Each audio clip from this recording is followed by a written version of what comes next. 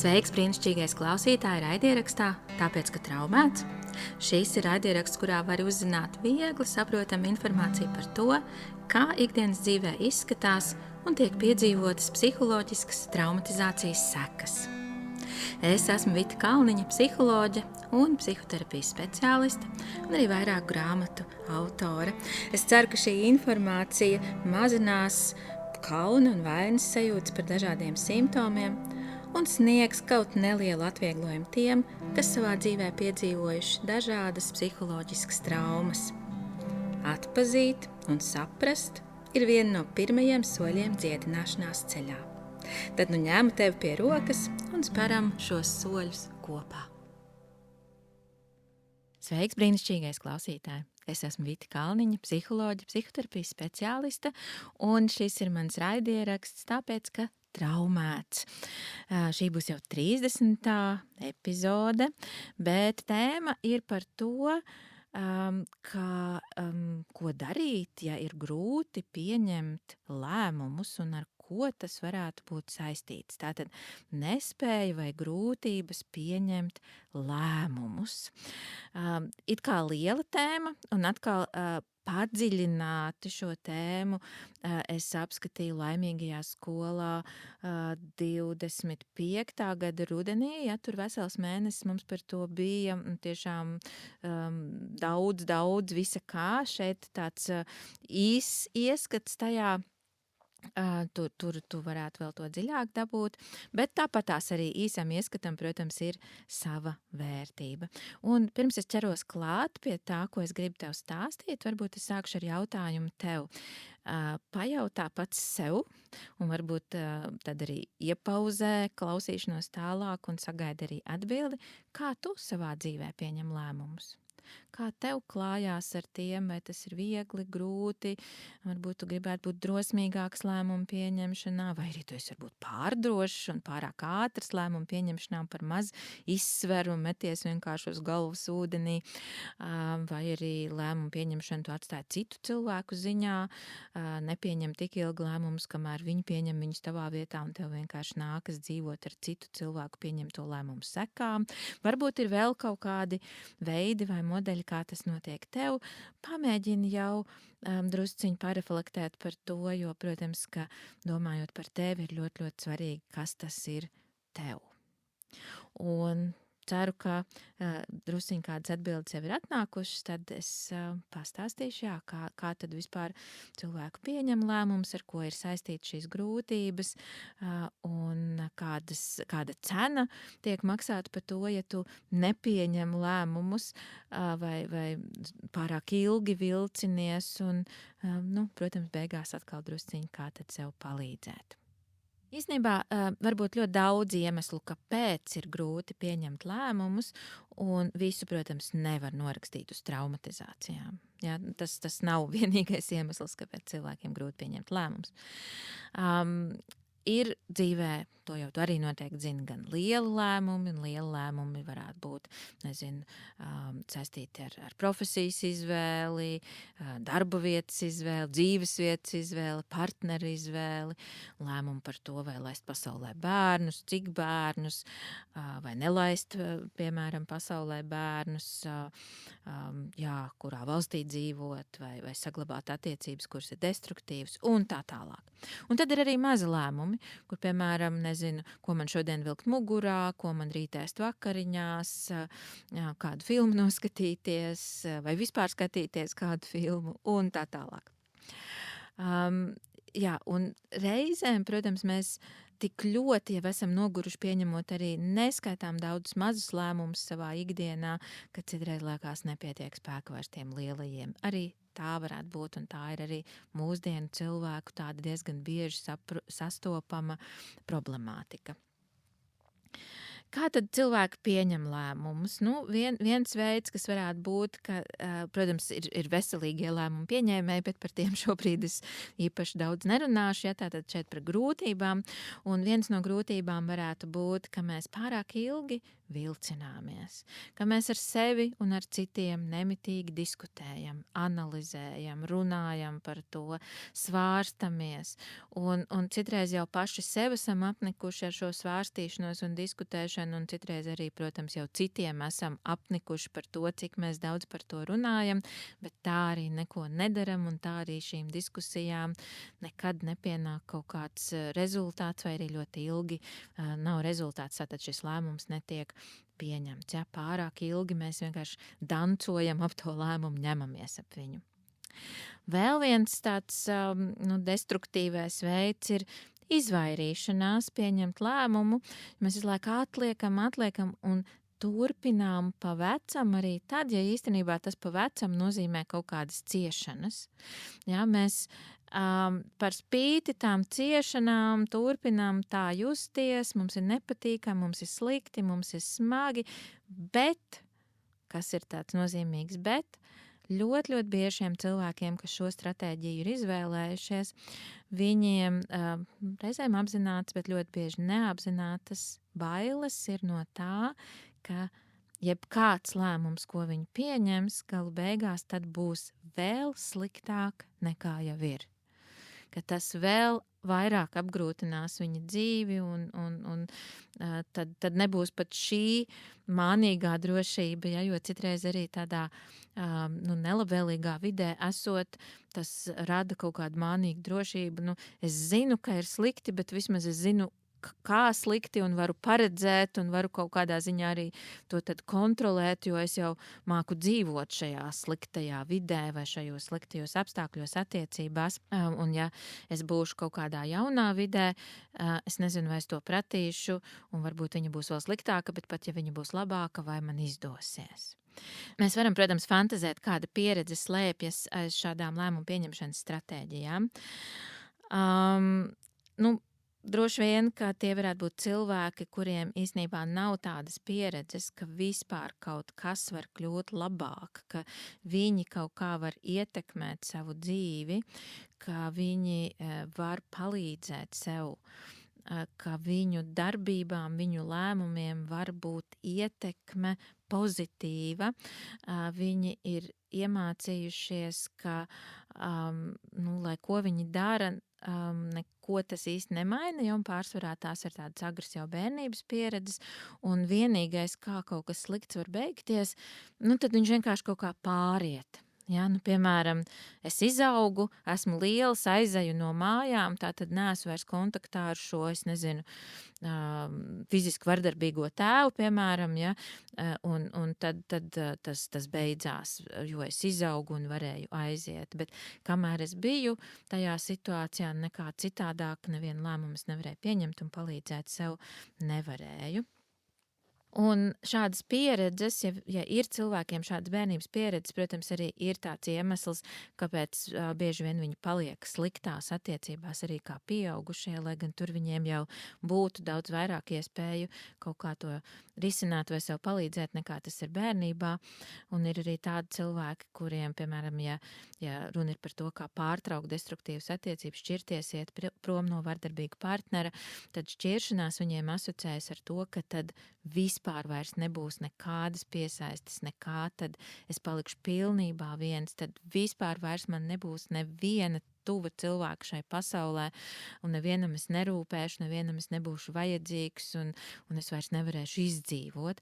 Un tās, protams, atkal ir ļoti, ļoti agrīnas bērna pārliecības, atmiņas par piesaistes attiecībām un ka viņas arī var šādā veidā traģiski beigties. Tāpēc, tev ir kādi destruktīvi modeļi, kā tu pieņem vai nepieņem lēmumus, tad, protams, tas, pie kā ir vērts ķerties, ir tavas agrīnās pieredzes, kas varētu būt tam pamatā.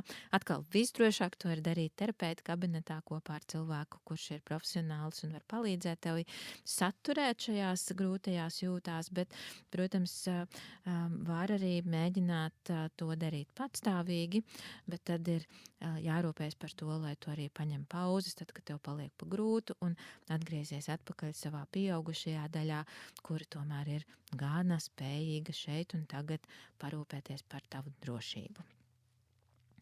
Kas tad ir tas sliktais vai tās problēmas, ko nes tas, ja es nepieņemu lēmumus vai pieņemu viņus pārāk vēlu? Tā pirmkārt, ko tas nodara, tas vājina manu pašvērtējumu. Ja es nepieņemu lēmumus, tad es vēl mazāk uzticos, ka es tikšu jebkad galā ar savu lēmumu sekām. Ja, man nav tās pārliecības, ka es vispār spēšu kaut kā to savākt un iznest to atbildību tālāk. Vēl viena lieta, kas ir tā cena, ko es par to maksāju, ka visticamāk es ļoti daudz sava dzīves laika pavadu bailēs. Baidoties, tātad kaut kādās vecās iekšējās ciešanās, un es ņemos un griežos tur uz rīņķi, ja, tas tāds bieži apburtais loks, kurā es tur funkcionēju, no vienām bailēm pie otrām, un lai kā es mēģinu varbūt domāt, es tagad varētu kaut ko darīt citādāk, tā atkal nākamās bailes ir klāt, kuru dēļ es pats sevi atrunāju vai atvelku atpakaļ no šīm darbībām. Ja es pavadu savu dzīvi šādās bailēs, tad, protams, atkal tās sekas tam ir, ka es īsti nevaru izaugt, es nevaru attīstīties, un es nevaru kļūt par tādu īstu pieaugušo savā dzīvē, kurš veido savu dzīvi tādu, kā viņš to vēlās, saskaņā ar savām vajadzībām, savām vēlmēm, saviem dzīves plāniem. Vēl viena lieta, kas ir tā grūtība vai tā cena, ko mēs maksājam par nespēju pieņemt lēmumus, ir tas, ka tas, protams, arī nomāc mūsu attiecības ar citiem cilvēkiem, kļūst par nastu attiecībās ar citiem cilvēkiem.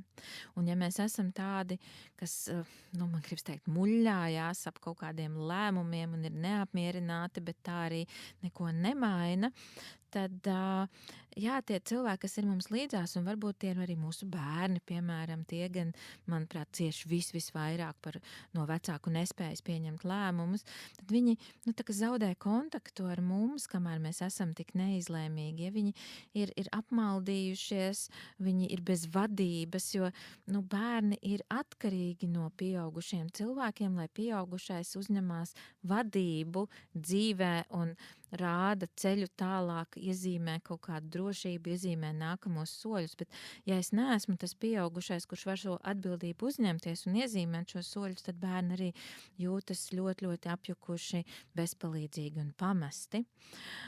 Un vēl, kas ir raksturīgs arī cilvēkiem, kuri nepieņem lēmumus, mēs arī bieži tad neturam savus solījumus, ja mēs it kā runājam, tūlīt būs labāk, tūlīt kaut kas mainīsies, tu redzēsi, mēs beidzot dzīvosim labākā vietā, vai beidzot pret mums neviens vairs tā neizturēsies, vai vēl kaut kādas citas lietas, bet tā kā mēs nevaram tikt galā ar savām bailēm, tad arī tos solījumus mēs neturam un nekad tas nepiepildās. Un es esmu strādājusi ar daudziem pieaugušiem, kas atcerās to, kā vecāki ir solījuši, vai viens no vecākiem ir solījis, ka tūlīt šitas beigsies, un tūlīt es atradīšu to risinājumu, vai tūlīt es mūs aizvedīšu uz kaut kādu drošo vietu vai drošo situāciju, bet tā situācija paliek nedroša gadiem un vienkārši beidzās kaut kāda ārēja apstākļa ietekmē. Un vēl viena lieta attiecībās, ka sarunas pārsvarā tad maļās visu laiku uz riņķi par vienu un to pašu. Tātad mēs bieži runājam par to, ka vajadzētu kaut ko mainīt. Mēs sūdzamies, mēs sūkstamies, mēs gaužamies, mēs čīkstam, vaidam, bet tā arī nekad neko nedaram. Un apkārtējiem tas tiešām vienā brīdī ir līdz kaklam vai vēl trakāk, viņi vienkārši izvairās jau no mums un negrib mūs vairs ne redzēt, ne satikt, ne dzirdēt, jo cik ilgi tu esi gatavs klausīties, ka kāds kaut ko bezjēdzīgi maļ uz riņķi, bet pats tomēr arī neuzņemās nekādus risinājumus un nekā sev nepalīdz.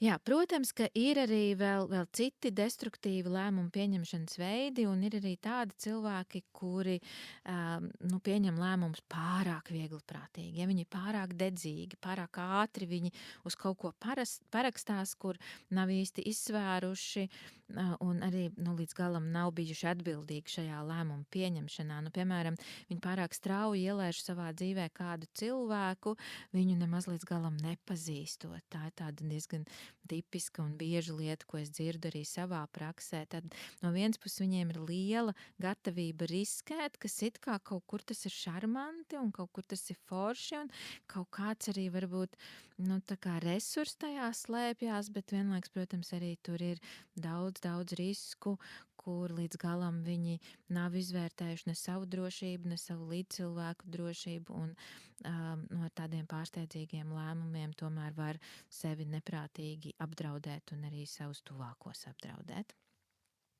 Jā, arī tas, ko es minēju, ka es pats nepieņemu lēmumu, bet ļauju, lai citi pieņem lēmumu manā vietā.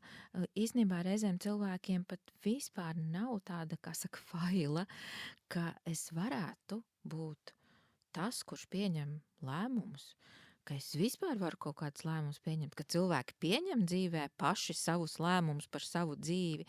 Ja, es tikai zinu to, ka es varu reaģēt uz to, kas notiek. Ja, vai tie ir kaut kādi vienkārši apstākļi, kas notiek, vai tie citu cilvēku lēmumi, bet es vienkārši reaģēju uz viņiem, bet ka kaut kas varētu nākt no manis, man patiešām nav tāda faila, nav tādas pieredzes, nav tādas idejas. Šīs visas minētās ir tādas izdzīvošanas stratēģijas. Ja, izdzīvošanas stratēģijas nedrošās situācijās, piemēram tā, ja es esmu pārāk viegliprātīgs lēmumu pieņemšanā, tad es lielākoties negribu īsti saskarties ar kaut kādām negatīvām sekām, nodarboties ar tām, man tas pārāk satrauc, man tas liekas pārāk grūti, un tāpēc es vienkārši ieņemu tādu taktiku, būs jau labi. Gan jau sajies, ja, kā mūsdienās saka. Gan jau kaut kā, ja būs kaut kas, gan jau tas kaut kā beigsies vai kaut kāds brīnums notiks un atrisināsies. Ja, tātad, jā, tas nav līdz galam atbildīgi, tāpēc, ka man nešķiet, ka es spētu adekvāti risināt tās situācijas. Vai arī, piemēram, ja es nepieņemu lēmumus, bet ļauju, lai citi viņus pieņem, tad šī mana izdzīvošanas stratēģija ir pielāgošanās. Es ļoti labi protu pielāgoties citiem, es protu labi pielāgoties apstākļiem, un es zinu, ka tas būs daudz drošāk, ja tas iedos man nepieciešamo drošību. Man nav ideju, ka man jebkādu drošību varētu iedot kāda manis paša izvēlēta darbība, ko es varētu darīt. Un ilga neizlēmība savukārt ir izdzīvošanas stratēģija tādā ziņā, ka es esmu pieņēmis, ka es varu kontrolēt visu ap sevi, arī visas iespējamās sekas, un kamēr es svārstos un nepieņemu lēmumu, es mēģinu tiešām nokontrolēt visus potenciālos veidus, kādi varētu vien iestāties vai sekas manam lēmumam iestāties, ja es viņu pieņemšu, un mēģinu izskatīt ne tikai A, B, C variantus, bet arī vēl, es nezinu, X, Y, Z variantus, ja? Tad alfabēta beigās esošos variantus, tad ļoti bezgalīgi daudzus desmitus variantus, bet, protams, ka ir jāuzņemas atbildība un jāapsver kaut kādi daži varianti, bet nav iespējams nokontrolēt pilnībā savu lēmumu rezultātus nekad. Un ja es iztēlojos, ka es to varu, es īstenībā dzīvoju nereālā ilūzijā, kā rezultātā es vienkārši lēmumu nepieņemu, bet šis veids man šķiet drošāks. Kas ir iemesli, kāpēc es izvēlos šādas izdzīvošanas stratēģijas, šādā veidā pieņemt vai nepieņemt lēmumus? Un tur ir tādi daži tipiski, kurus es šeit minēšu, noteikti tie nav vienīgie. Varbūt, ka jums nāks prātā arī vēl citi. Starp citu, ja jums tiešām nāk prātā citi, es priecāšos, ja kādreiz jūs arī ierakstīsiet komentāros pie šīs epizodes. Un es nezinu, vai jūs to zinat, bet jūs droši varat rakstīt komentāros pie epizodes gan Spotify platformā, gan YouTube, gan arī jūs varat Instagram, tur, kur es ielieku informāciju par kārtējo epizodu, arī tur jūs šo komentāru varat ierakstīt. Droši dalieties ar savām pārdomām, idejām, versijām, vēl par kaut ko citu. Tas noteikti bagātinās tikai šo informāciju, ko es sniedzu, un palīdzēs arī citiem vēl vairāk iesaistīties un sajust arī tādu kopienu. Ja? Jūs noteikti jau klausītāji esat savā ziņā tāda kopiena, jo es zinu, jo jūs vidū ir daudz tādi uzticami klausītāji, kas klausās visas epizodes pēc kārtas. Nu tā, bet tātad manas versijas par iemesliem. Pirmkārt ir disfunkcionāli modeļi. Un tie ir ģimenes disfunkcionālie modeļi, nu, piemēram, ārkārtīgi impulsīvi vecāki, kuri pieņem vienu lēmumu pēc otra, īsti neapdomājot, un šiem lēmumiem arī ir dažādas smagas, nepatīkamas sekas, no kurām tad cieši viņi, viņu bērni, citi iesaistītie, un tāpēc tas šķiet ļoti biedējoši.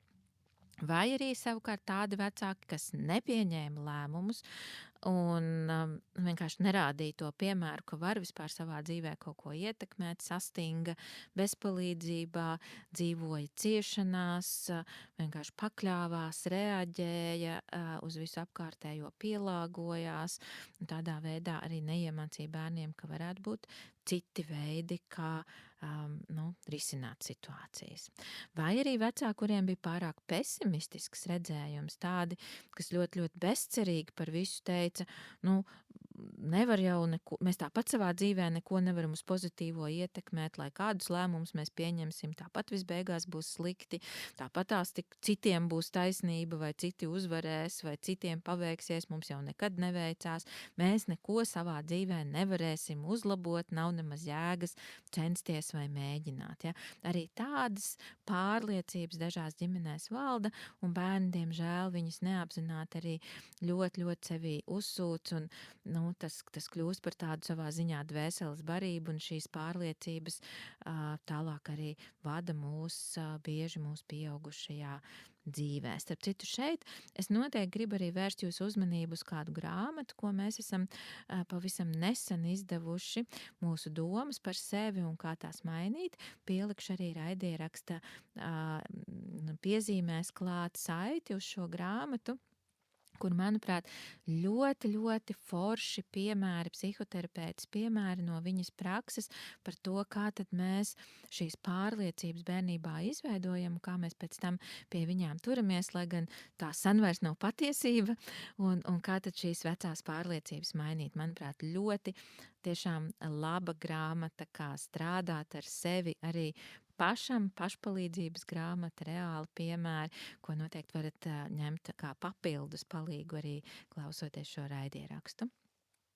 Vēl viens iemesls ir noraidoši un kritizējoši vecāki. Tādi vecāki, kuri vienmēr teica, tu jau tāpat nevarēsi, tev jau tāpat nesanāks, tu jau tāpat netiksi galā, jā, un nav nemaz vērts, jo, kas tad tu tāds esi, lai vispār tev kaut kas šajā dzīvē izdotos, sanāktu, un tā kā tāda ļoti liela neusticēšanās, ar kuru arī tad viņi bērnu savā ziņā inficē un veido bērnu pašvērtējumu tādā nevarēšanā balstītu. Tad vecāki arī, kuri ļoti savu audzināšanu balsta tādos neveiksmīgos, neveselīgos salīdzinājumos, kur bērni tiek salīdzināti savā starpā, brāļi, māsas, vai bērni tiek salīdzināti ar citiem klases biedriem, kaimiņiem, treniņu biedriem un tā tālāk, ka tie jau ir labāki, spējīgāki, tu jau neesi nekas. Un, ja mēs esam auguši ar šādiem vecākiem, ar šādām vecāku kritizējošām pārliecībām, komentāriem, salīdzināšanu, tad ļoti bieži mūsos arī ir izveidojusies tāda iekšējā daļa, kura, diemžēl, pēc tam arī pieaugušo vecumā turpina ar mums iekšēji runāt šiem pašiem vārdiem, ko kādreiz lietoja mūsu vecāki, reizēm tai pašā balsī, tai pašā toņkārtā, un tas ir tā saucamais iekšējais kritiķis, kurš ieslēdzās un sāk mums visu šo klāstīt tad, kad mēs varbūt gribētu mēģināt beidzot pieņemt kādu lēmumu savā dzīvē un kaut kā uzlabot savu dzīvi.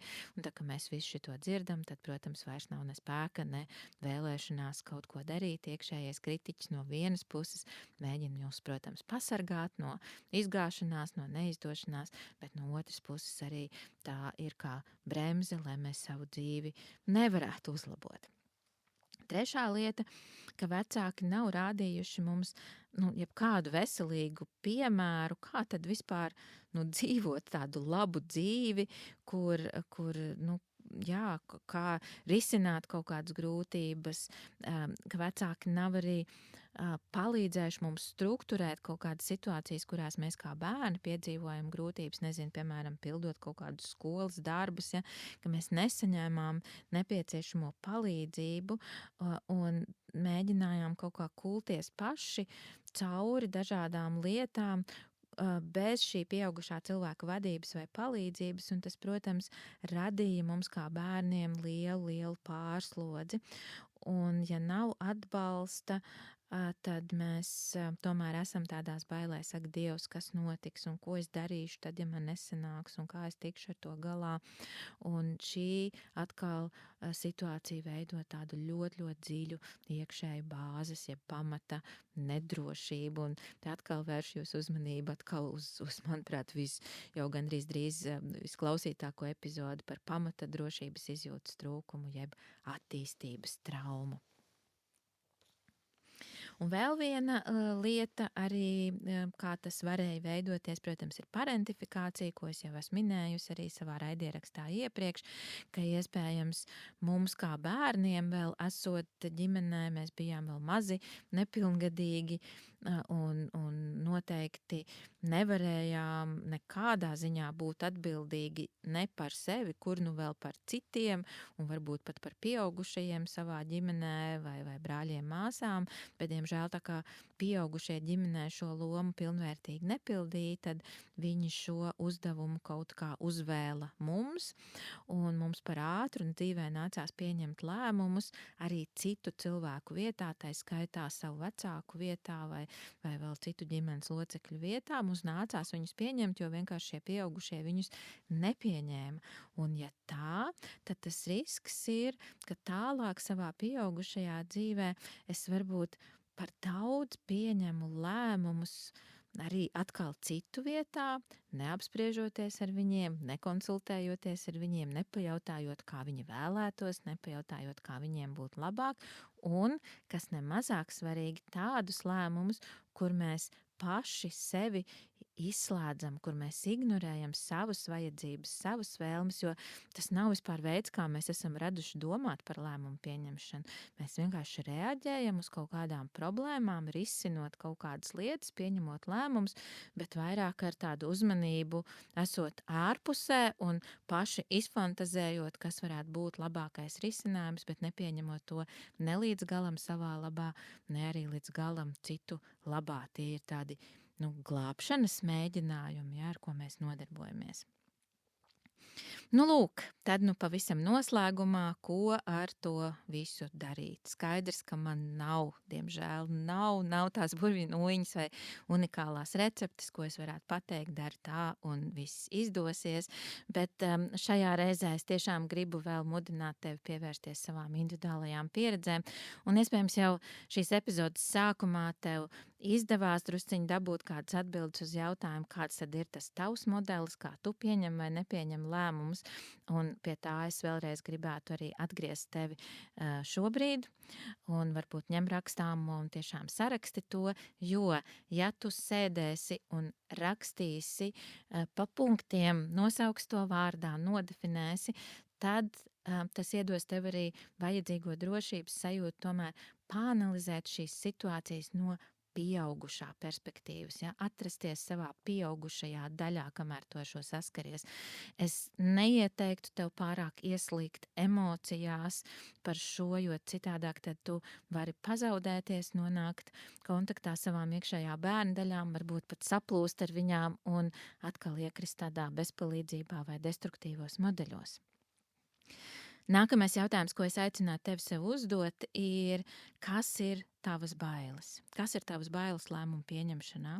Un te, protams, tas aktivizēs mazliet iekšējā bērna daļas, bet atkal smuki ņem rakstāmo un raksti un paliec kontaktā ar savu iekšējo pieaugušo, ar iejūtību, jautājot savam iekšējam bērnam, kas ir viņa bailes, bet nesaplūstot ar viņām, neidentificējoties šajā brīdī ar viņām. Dod sev laiku priekš tā un pašķetini un sastādi veselu sarakstiņu. Un pēdējais jautājums atkal ļoti, ļoti svarīgi no pieaugušā perspektīvas. Kā tu vari sev iedot drošību šajā visā? Kā tu kā pieaugušais no šīs savas iekšējā pieaugušā daļas, no šīs daļas, kur varbūt ir tev arī jau kaut kāds dzīves viedums iegūts un pieredzes, kā tu no šīs daļas vari stiprināt savu iekšējā bērnu daļas, lai iedot viņām nepieciešamo drošību un galu beigās pa visiem kopā jūs tomēr kļūtu spējīgāki un kompetentāki lēmumu pieņemšanā. Šīs tad ir tas, kur es aicinātu tevi atkal parakstīt un nonākt pie kaut kādām vērtīgām atziņām un atbildēm. Vēl tev laipnību, iejūtību ar sevi. Tiekamies atkal šeit pēc 2 nedēļām. Tiekamies arī laimīgajā skolā.